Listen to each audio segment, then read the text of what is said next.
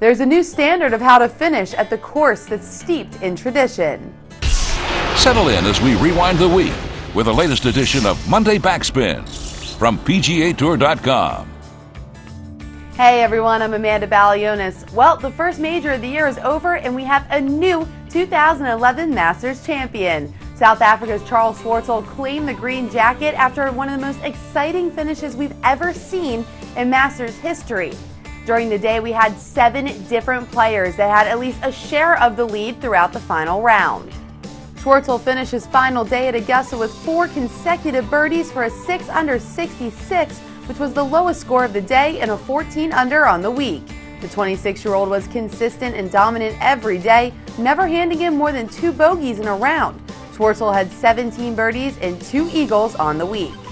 It's a dream for me. It's obviously the highlight in my golfing career by a long way, and I always thought if there was one that I would win, it would be this one.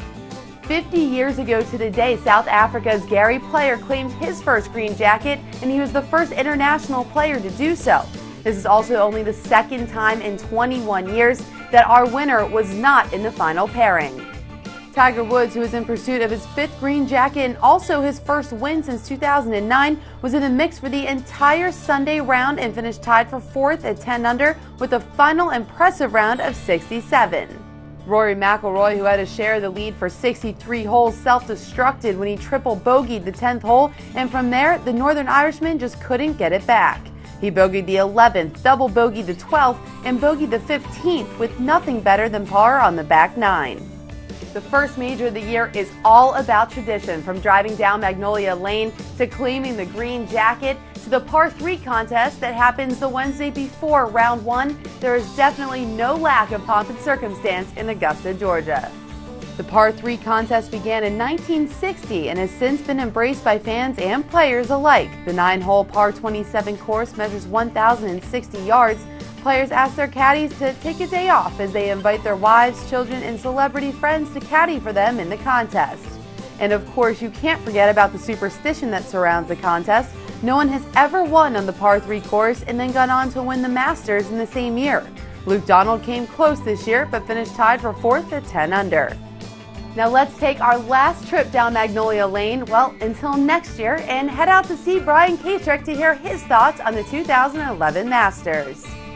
Great weather and a great golf course combine for great scoring. Great scoring and a great field lend themselves to a great major championship. We had all of those elements this week at the 2011 Masters, the 75th edition.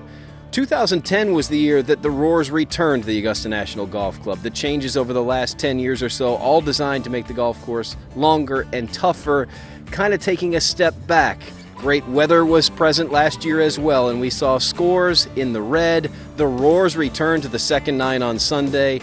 That was the same situation in 2011. The members here in the tournament committee not afraid of scoring records falling. They want to put on a good show for the patrons and the spectators all over the world, and the players enjoy themselves as well. What a fun week. The new Masters is the same as the old Masters, and it was a great time. Thanks, Brian. Next up, we go from Augusta, Georgia to San Antonio, Texas for the Valero Texas Open. Check out the PGA Tour Network on Sirius XM from 12 to 6 p.m. Eastern, and then tune into the Golf Channel from 3 to 6 p.m. Eastern, all on Thursday. And of course, keep it open right here on PGA Tour.com for all of the latest news, footage, and highlights.